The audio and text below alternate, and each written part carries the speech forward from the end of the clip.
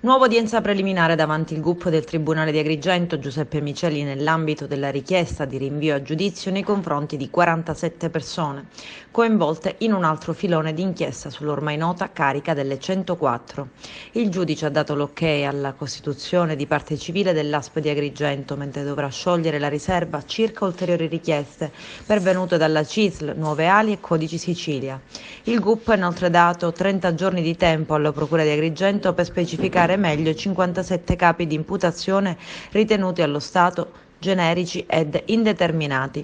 Il sostituto procuratore Paolo Vetro ha chiesto il processo nei confronti di 47 persone del sistema che coinvolgerebbe medici, insegnanti e presunti falsi invalidi, facendo leva sulle agevolazioni della legge 104, garantendo a chi non aveva diritto di poter usufruire, ottenendo tutti i vantaggi del caso.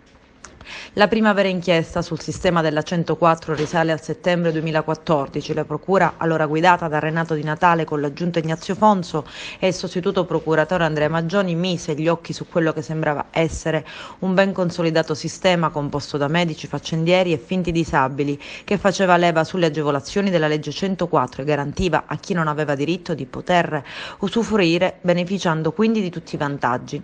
19 persone, compresi i medici, finirono agli arresti. Per 6 di loro venne disposta la custodia in carcere per 8 domiciliari e a 5 indagati venne imposto l'obbligo di presentazione alla polizia giudiziaria. Gli indagati erano complessivamente 101. Nell'ottobre 2016 l'inchiesta si allargò, sfociando nel secondo filone, che altro non è che il seguito delle investigazioni condotte dalla Digos della Questura di Agrigento, un nuovo fascicolo d'inchiesta, naturale sviluppo dell'indagine denominata la carica delle 104.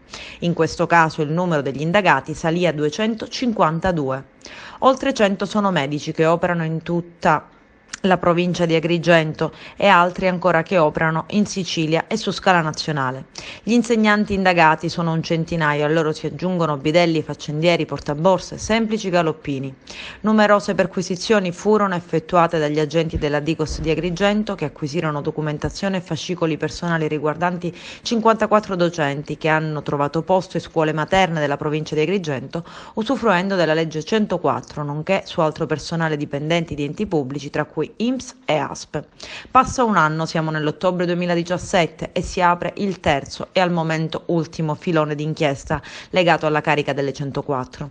Altri 80 indagati, di cui 31 soltanto insegnanti e parenti. La Digos, agli ordini del vicequestore Patrizia Pagano, effettuò diverse perquisizioni al provveditorato degli studi di Agrigento, sequestrando alcuni certificati medici ritenuti dagli inquirenti creati ad hoc per attestare invalidità, facendo così rientrare dal nord all'agrigentino molti insegnanti.